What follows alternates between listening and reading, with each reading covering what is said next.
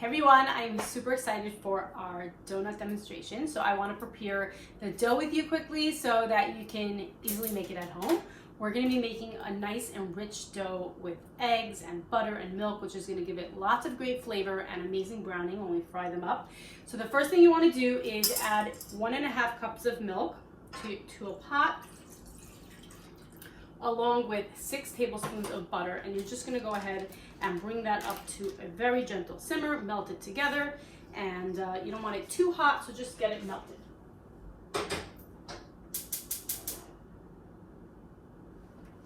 While that's happening, we're going to go ahead and get our yeast activated. So I'm just going to put it right in the bowl of my stand mixer. I have here 1/3 cup of warm water. Make sure your water is nice and warm.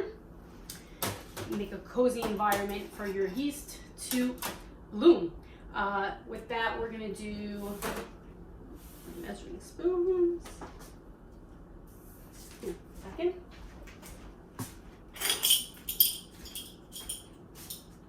Okay, we want 4.5 teaspoons of active dry yeast.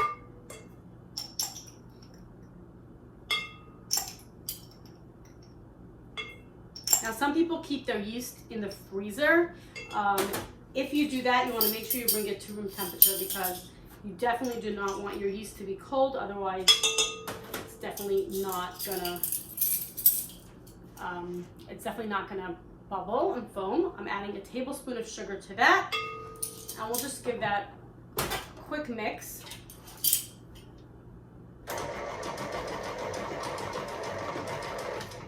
And just let that sit for a good 5 minutes till it gets nice and bubbly.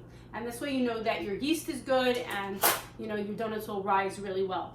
So really important to bring all your ingredients to room temperature. Your eggs, you should take out of the fridge about an hour in advance. And like I said, your yeast, if you keep it in the freezer, make sure it's at room temp before you're using it. And your flour, everything should be nice and warm and toasty so that you have a really good rise on your donut dough. Okay, our yeast has bubbled. It's looking really nice and foamy here, and I melted my butter and my milk. Really important, you don't want it to be too hot. So I like to transfer it from the pot into a measuring cup so it can cool down, or you can put it in the fridge or the freezer. You want it to be nice and warm, a little over 100 degrees, but if it gets too hot, you're gonna kill your yeast. Yeast is extremely temperamental. It likes a nice, cozy environment, but not too hot and not too cold. So we're gonna go ahead and we're gonna add this in with the yeast mixture and give it a little mix.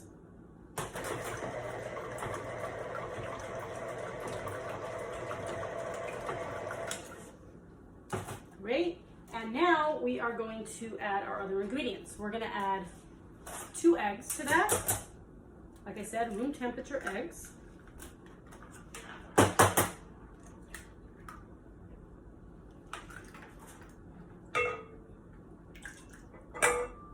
I'm gonna go ahead and add 1/4 cup of sugar.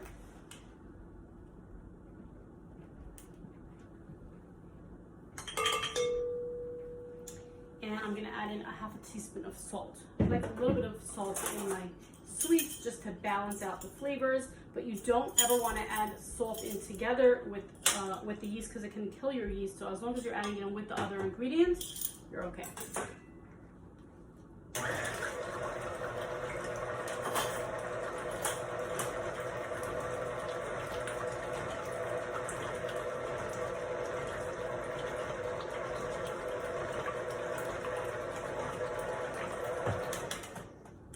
Give that a nice mix, and now we'll start incorporating our flour. So we want 5 cups of flour for this recipe, and what I like to do is to just make it easier to add to my bowl. I like to pour it in on a sheet of parchment paper, so I'll show you how I do that.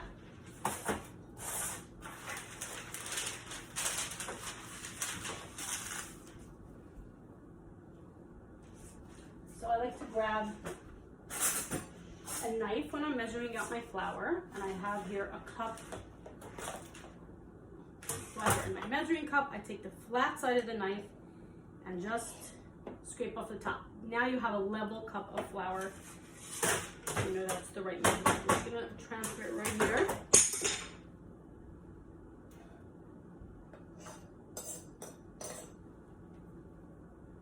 I'm just gonna add 3 out of the 5 cups. You can set that stand mixer on low.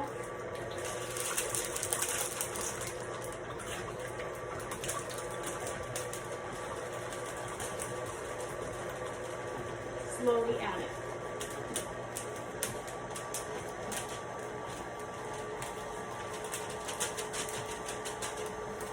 See how easy that is? So we're gonna let that get nice and creamy, and I'm gonna add the last 2 cups of flour.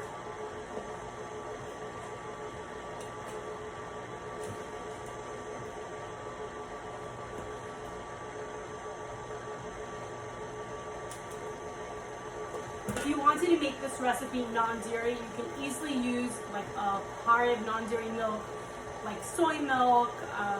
You know, all these milks are now in: oat milk, almond milk, all those work. And you can use a vegan butter substitute, you know, something a little bit healthier. I like to use that's trans fat free. Let's go ahead and add the last 2 cups.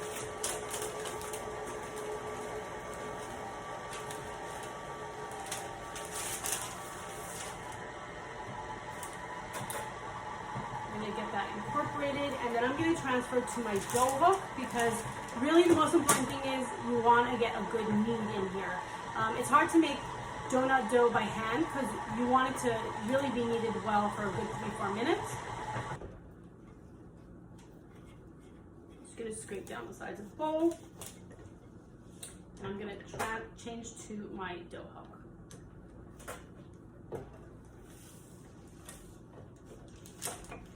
Go. Don't worry if your dough is sticky. Actually, a sticky dough is good. You don't want it to be too dry. This is going to give it a nice tender crumb.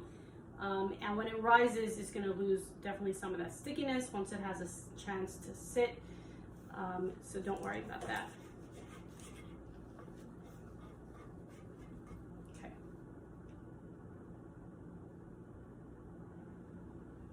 Put the dough hook on.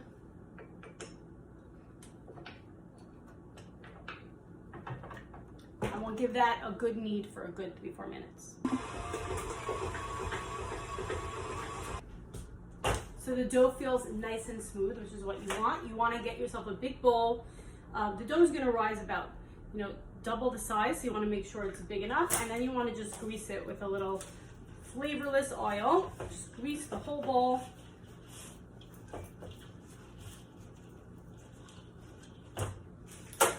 And it's definitely a good idea to always use a little bit less flour than you think. Even if the dough feels a little bit sticky, you can incorporate more flour as you're rolling it out. So don't really worry about that, because too much flour, you can always add, too much flour is going to give you a dense, dry donut, and too little flour, you can always add more later. So definitely a good idea to be cautious with the flour. Okay, just get that out of the bowl. Look at that beautiful, smooth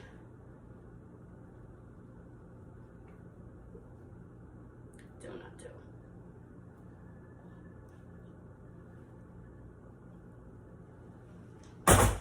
Okay, we're gonna go ahead and cover that, put it in a nice warm place. I like to turn my oven on about 200 degrees and keep it on the top of the oven. Don't put it towards the back, that's where the heat is, and you can actually start to cook the dough, but in a nice, warm, cozy place in your kitchen, and then let it rise for an hour.